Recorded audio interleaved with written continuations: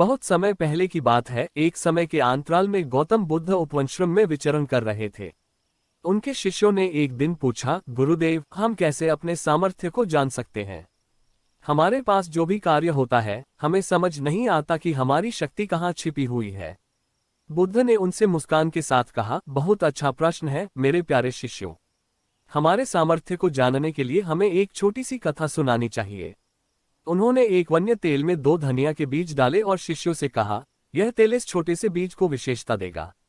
अगर तुम इसे अच्छी तरह से बांध लोगे और उसे बराबर तानोगे तो तुम देखोगे कि यह बीज अपनी सबसे बड़ी ताकत दिखाएगा। शिष्यों ने उसे देखते ही हाथ बढ़ा दिया।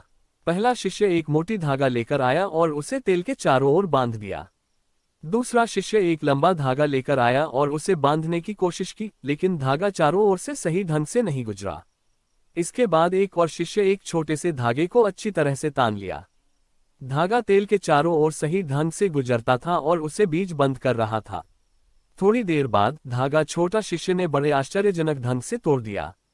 धागे के उज्ज्वल साथ सबके सामने स्वतंत्र रूप से उठे और बीज खुल गए।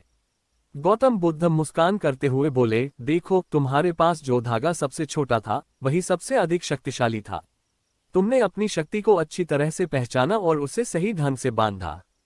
इसलिए अपने सामर्थ्य को जानने के लिए हमें अपनी आंतरिक शक्तियों का आभास करना चाहिए और उन्हें सही ढंग से प्रयोग करना चाहिए। अपने आप में योग्यताओं की खोज करो और उन्हें निखारो, तब तुम अपने सामर्थ्य के बारे में सही रूप से समझ पाओगे।